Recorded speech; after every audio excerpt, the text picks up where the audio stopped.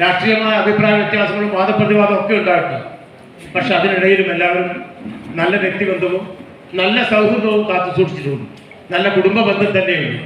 ആ നിലയിലുള്ള ഐക്യവും അതെന്നും ഉണ്ടാകണം എന്നൊരു അഭ്യർത്ഥന എനിക്കുണ്ട്. അതിന് പ്രത്യേകതയുണ്ട്. ഞാൻ ഇന്ന് ഇതിന് ശേഷം മേയർ എന്നുള്ള ചുമതലയിൽ നിന്ന് മാറി നിൽക്കുകയാണ്. പുതുവത്സര ദിനത്തിൽ കേക്കിന്റെ മധുരം മറ്റുള്ളവർക്ക് പകർന്നു നൽകി കണ്ണൂർ കോർപ്പറേഷൻ മേയർ രാജിവെച്ചു. കണ്ണൂർ കോർപ്പറേഷൻ മേയർ പദവി കോൺഗ്രസ് നേതാവായ ടി.ഒ. മോഹനനാണ് രാജിവെച്ചത്.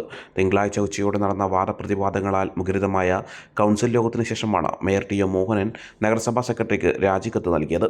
ഇക്കാര്യം തെരഞ്ഞെടുപ്പ് കമ്മീഷനെ അറിയിച്ചാൽ മേയർ തെരഞ്ഞെടുപ്പ് പ്രഖ്യാപിക്കും. Kannur corporation deputy mayor K Shabeena 2 ആഴ്ചക്കാലം മേയറുടെ എല്ലാ പൂർണ്ണാധികാരവുമുള്ള ചുമതല വഹിക്കും.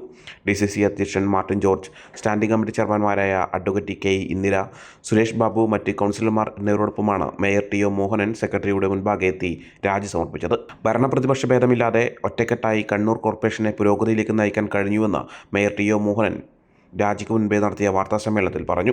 കോവിഡ് പ്രതിസന്ധിയും ഫണ്ടിൻ്റെ ലഭ്യതക്കുറവും വിലങ്ങുതടിയായി നിന്നപ്പോഴും ഒരു തദ്ദേശ സ്വയംഭരണ സ്ഥാപനത്തിന് ചെയ്യാൻ കഴിയുന്നതിൻ്റെ പരമാവധി ചെയ്തിട്ടുണ്ട്.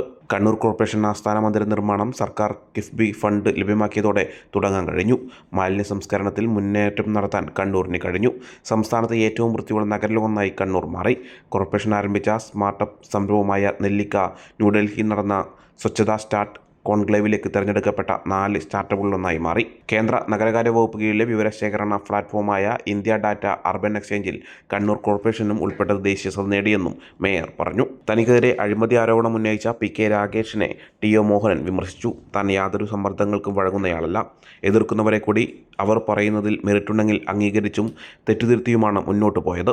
വിമർശകരോട് തനിക്ക് നന്ദിയുണ്ടെന്നും അവർ കാരണം ജാഗ്രതയോടെ പ്രവർത്തിക്കാൻ കഴിഞ്ഞുവെന്നും ടി.ഒ. മോഹനൻ പറഞ്ഞു.